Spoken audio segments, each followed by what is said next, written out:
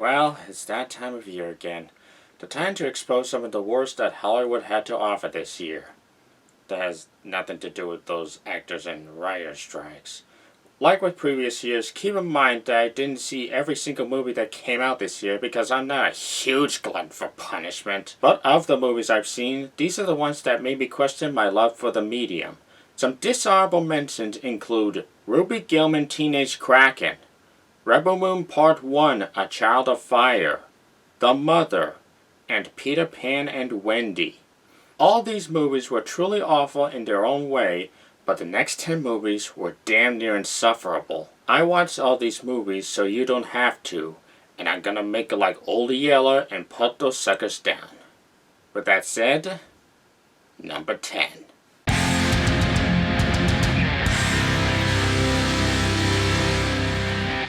Why was Ellen Burstyn in this movie? Why? Look, it's one thing to make a crappy sequel to a beloved horror icon like The Exorcist. I mean, it's happened twice before. But to capitalize on those Halloween sequels nobody liked and make a legacy sequel long after The Exorcist and genre has pretty much died off with nothing of worth to offer, that's where you draw the line. Why did they even spend $400 million on this franchise? Oh, I know why, so that they'll make 2 more sequels after this.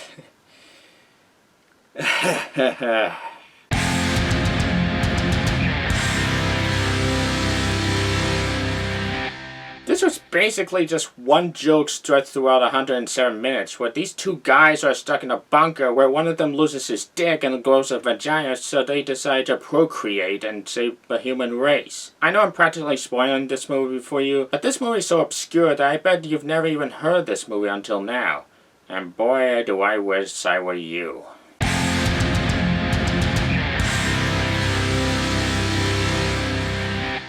Oh hey, a movie that was supposed to come out last year but was pushed back for several months. Can't say it was worth it. For a movie billed as an action film, this has little to no action in it. And even when there is, it's not worth sitting through these blank slates the film apparently calls characters. Guy Ritchie, you're just lucky The Covenant came out not 2 months afterward, because this was such a stain in your career.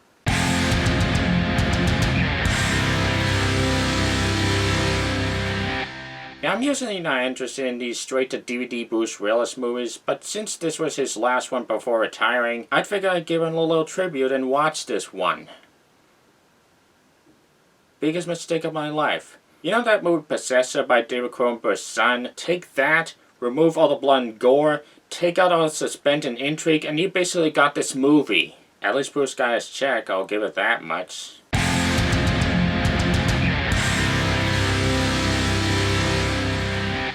The biggest praise I can give this movie is getting me interested by the title alone, as this could either be really brilliant or really stupid.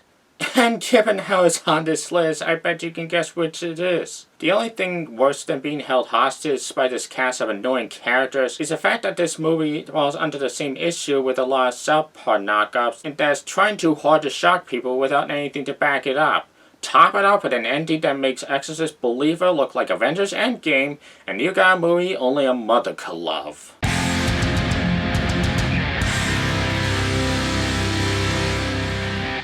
I remember when this was hyped as the next cult movie along the lines of The Room and Sharknado, but all this movie is, when you really get to it, it's got some of the most annoying characters I've experienced this year, and the effects and comedic timing are practically non-existent. And there's no way in hell this cocaine could turn this bear into a ruthless killing machine, let alone revive it after it fell 40 feet off the cliff. The best thing about it is, it's only the 2nd worst Killer Bear movie on this list, so congratulations, you got the silver medal on one part.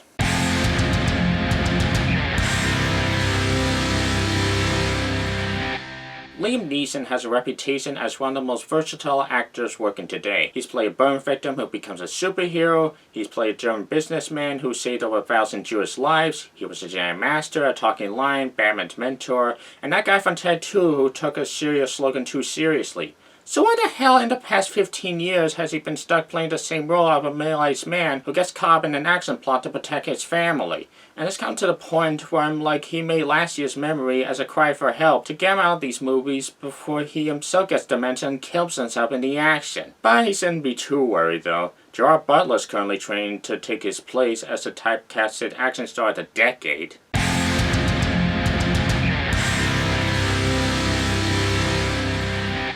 If I have to see one more comment from another FNAF fan saying that I haven't played the games and just don't get this movie, somebody's resume is gonna end up in the Freddy Fazbear's job application. Because this isn't even a Five Nights at Freddy's movie at all, as most of the time you're stuck with these annoying and stupid characters, as one of them has to fight for custody of their obnoxious little sister, and the killer animatronics are just a subplot in their own movie. If only they had Nick Cage in this movie instead of whatever that Mappa cameo was.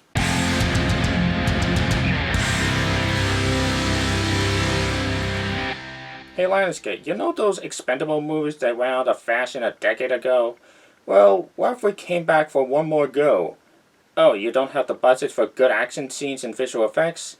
That's okay, I'm sure people will overlook it when we get the gang back together. We're gonna get Statham and Lundgren and Stallone, but don't give Stallone a big role. Let's just kill him off in the middle, only for him to come back to life in the end anyway. Anyways, we'll get 50 Cent and Garcia and Schwarzenegger and... Wait, what? Schwarzenegger's too busy with that Netflix series?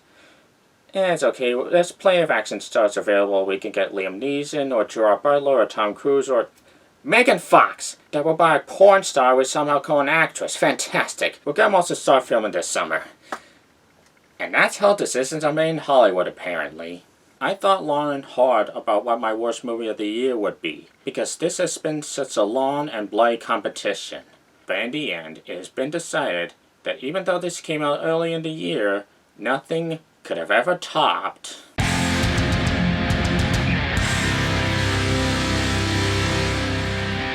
When I was on the Mean One last year, I came across this goldmine of entertainment potential when it comes to putting a horror spin on a beloved children's icon like The Grinch, or in this case Winnie the Pooh. But it's like the director misunderstood what made that movie so entertaining and just made a cheap-ass horror movie that took itself way too seriously. Because a lot of people can point to the cheap effects and non-existent lighting, or the characters being nothing more than slasher fodder. But that's not why it's my number one. It's my number one because it's boring. It is miraculously boring. Like, how do you take such a concept of turning Pooh Bear into a serial killer and make it about as entertainment as watching paint dry?